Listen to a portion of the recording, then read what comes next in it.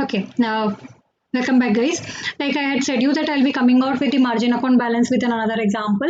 I have brought an example here with the short position. What we understood in the previous video was with the long position. This is with the short position now. So the position is the short initial margin. They have already given to you. You need not have to find.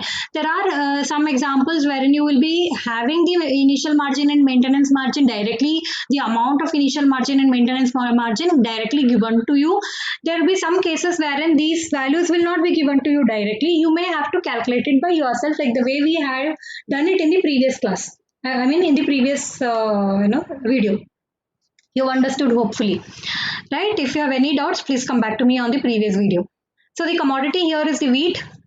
Number of contract that you are entering into is 1. Number of quantity is 100 quintals. The price change in the wheat is given to you over a period of 3 and 5 days. Okay. Let's start. Understand that for a long, increase in the price is a profit, decreasing is in the price is a loss. What happens for a short position holder? It's just the opposite of the same. Okay. So what happens when price decreases, he makes a profit. When price increases, he makes a loss. Who? The short. Even though the problem is only regarding the short position, I have done both comparatively to show so that it's very easy for us to understand. In case both for short and long you've been asked to solve the same problem, it would be very comfortable also to do. That is the reason I have done both for long position holder and short position holder in the same problem.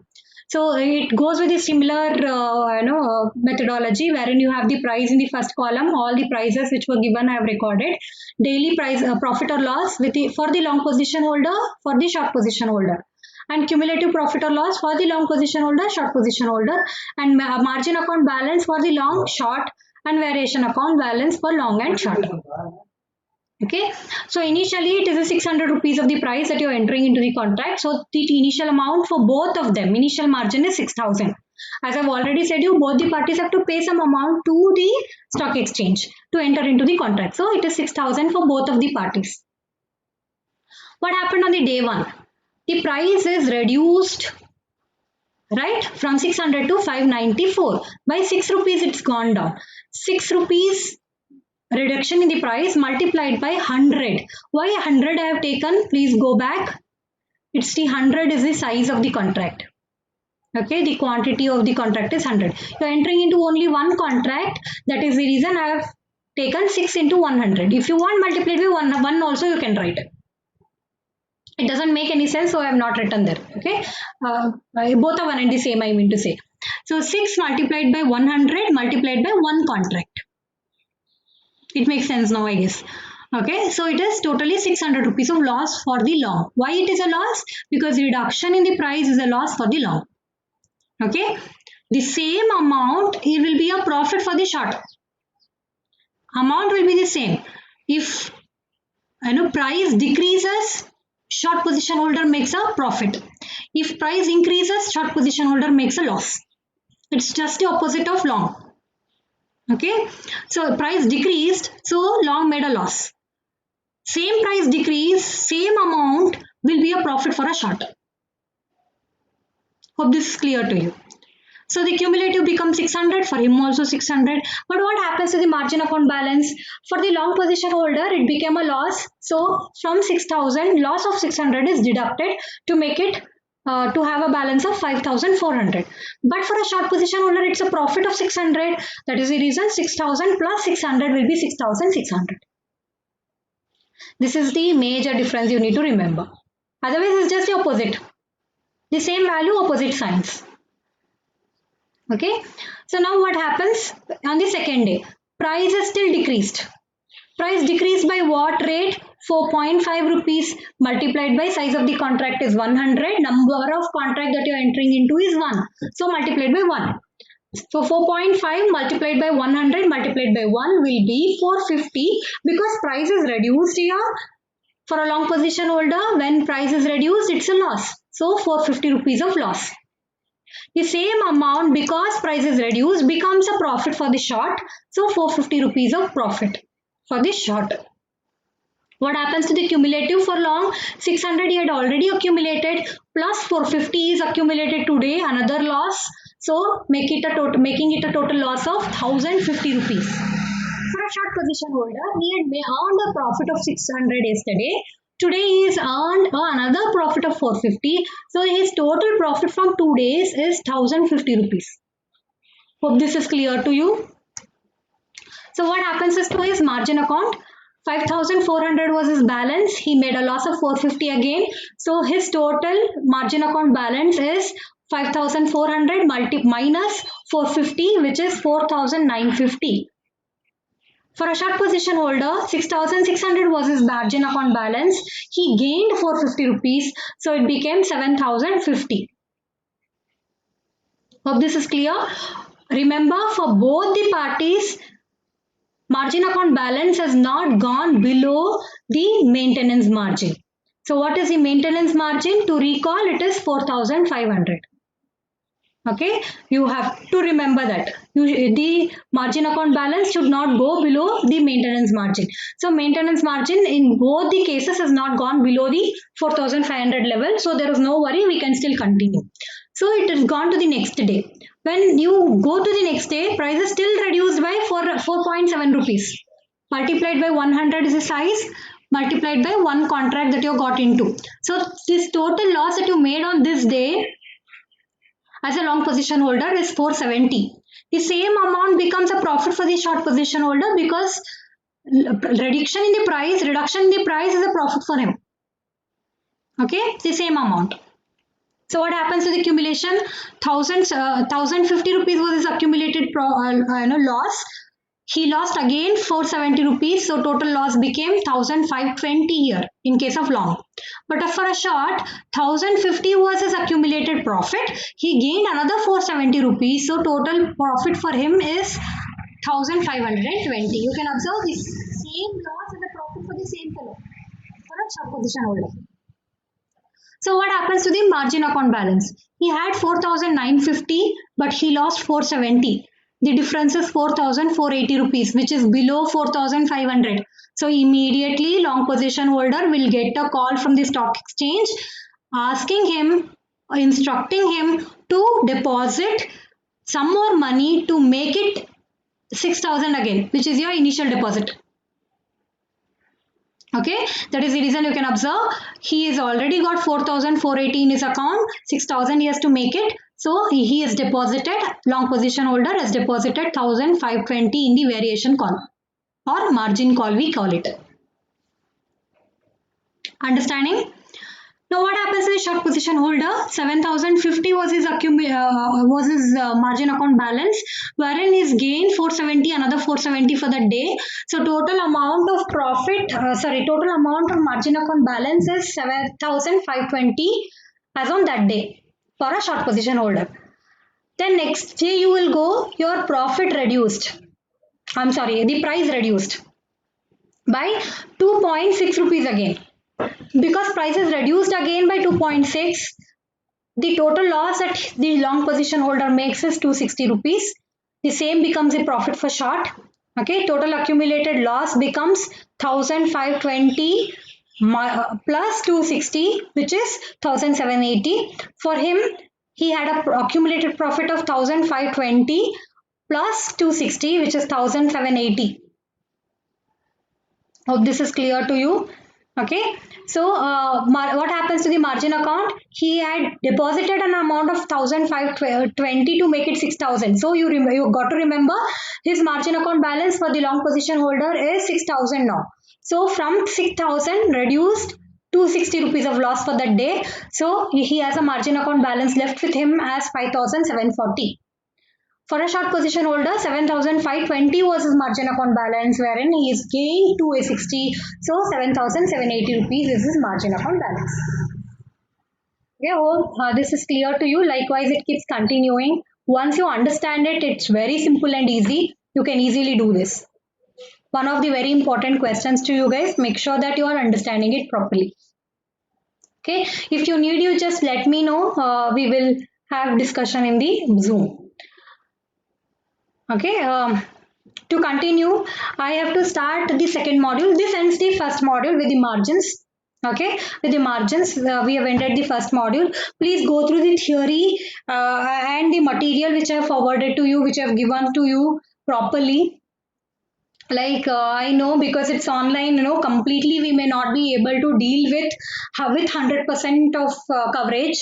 What is maximum possible and what is really needed, I'm definitely covering all that, so that there is no problem for you to clear your exams, and no problem for you to understand the basic concepts. Okay, please, I advise you, because because of the lockdown, we apologize that we will not be able to help you completely, but still you got to help us now, and show the maturity that you are there to study for your own. Okay, please do that, I request you. Now, to continue with the second module is all about the valuation of the futures. Okay, futures and the forwards only. Second modules completely deal with the valuations. To begin the futures and forwards valuation, we got to recall a compounding and discounting principle. Hope this is relevant to you, because we had it in the second semester. I have only taught you. This is definitely relevant to us. We are already aware also. Okay, very much familiar also, I mean to say. Okay, so it doesn't take much time for us to recall the compounding and discounting principles. Today I'll be recalling the compounding and discounting principle, and we will end it. And soon we will be taking up the problem, understanding the concept of valuation of futures and forwards in the next sessions. So compounding principle, as we all know, compounding is used for finding the future value, correct? I have taken an example. Suppose an investor wishes to invest a sum of 2 lakh rupees at 12% interest for 4 years. How much he would get if the bank agrees to pay him yearly compounding? Do you remember? More frequently compounding also we have done. If it is yearly compounding, then it becomes future value is equal to P into 1 plus R to the power of n. So P is depositing 2 lakh rupees. So 2 lakh multiplied by 1 plus 0.12 to the power of 4, because 4 is n year. And 0.12 is because it is 12%. So if it is yearly compounded, he is going to get at the end of the fourth year at the rate of 12%. If it is compounded, he is going to get 3,14,704 rupees. If the same money is invested at the same rate for the same period, but instead of annual compounding, if he is getting half yearly compounding, then we apply this formula. Hope you remember this. We had understood this under time value of money. Okay, and he is going to get an amount. Half yearly means m becomes 2. Correct? M becomes 2. N is number of period. M is the frequency with which you are compounding.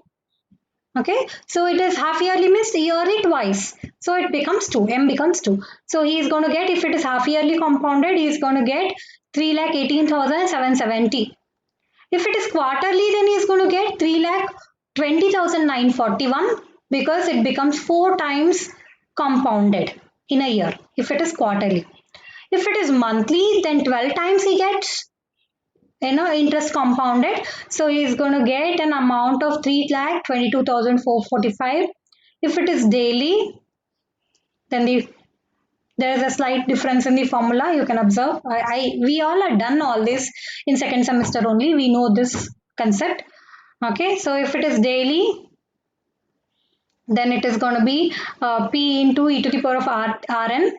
So just apply this and you will know the value. So which is 3,23,214.8804 when compounded daily.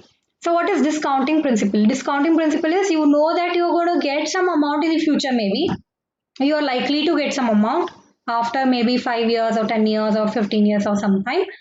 You are expected to find what is its present value, which you are going to receive after some day or some years as on today at a discounted rate. Okay, that is discounting criteria. So you are actually, what are you trying to do here? You are actually trying to find the discounted or the present value of the future cash flow. Correct? So I have taken an example. Investor is likely to get 15,000 at the end of 5 years. If the cost of capital is 8%, what is the present value when discounting is done yearly? Okay, if it is yearly discounting, then A divided by 1 plus R to the power of N, 15,000 divided by at 8%, so 5 years. You're going to get 10,208.75. If it is half yearly, M becomes 2. Okay, M becomes 2. So it is 10,133.5. If it is quarterly, M becomes 4. Okay, so it is uh, some 1 lakh, sorry, 10,000, 94.5. Then if it is monthly, then it is 10,000, as you can observe, 10,168.12.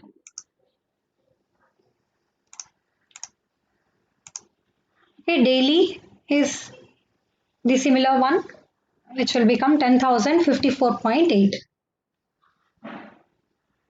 So to find the value of forwards and future, we will need continuously compounded interest rate. Okay, it is possible to find equivalent of continuously compounded interest rate when frequently compounding interest rate is given to you. Okay, we remember that when we are solving the or when you are actually valuing the futures and futures and forwards, we always need the continuously compounded interest rate. And sometimes you would be said you will know, you will be aware of the continuously compounding rate. Sometimes you will not be aware. So when you are not aware, you got to find it. Okay, so to do that, we have got the formula here. R2 is equal to M multiplied by natural logarithm of 1 plus R1 divided by M, which is your first equation, and R1 is equal to M into e to the power of R2, that is R2 divided by M minus 1, which is your second equation.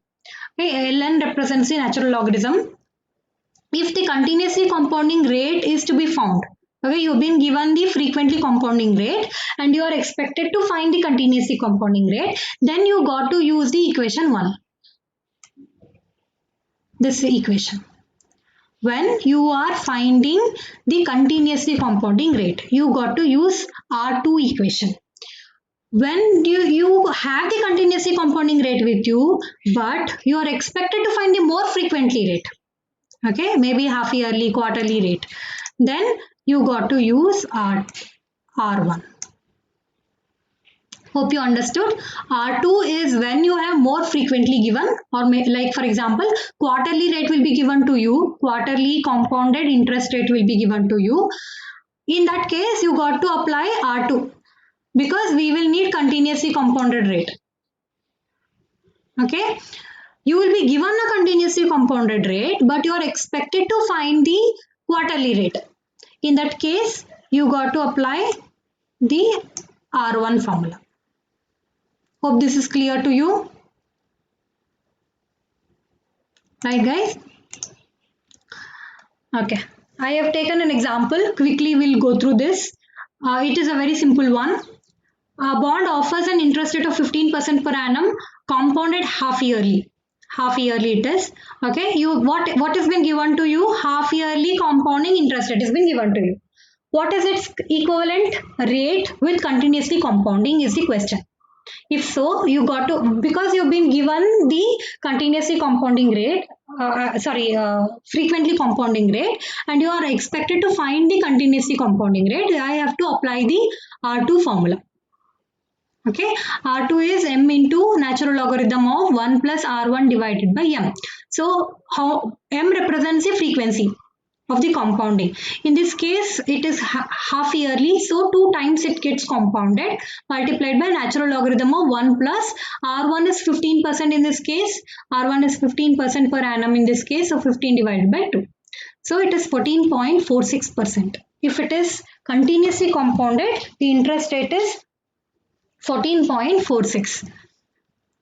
The same exercise if you do it for 18%, which is compounded quarterly.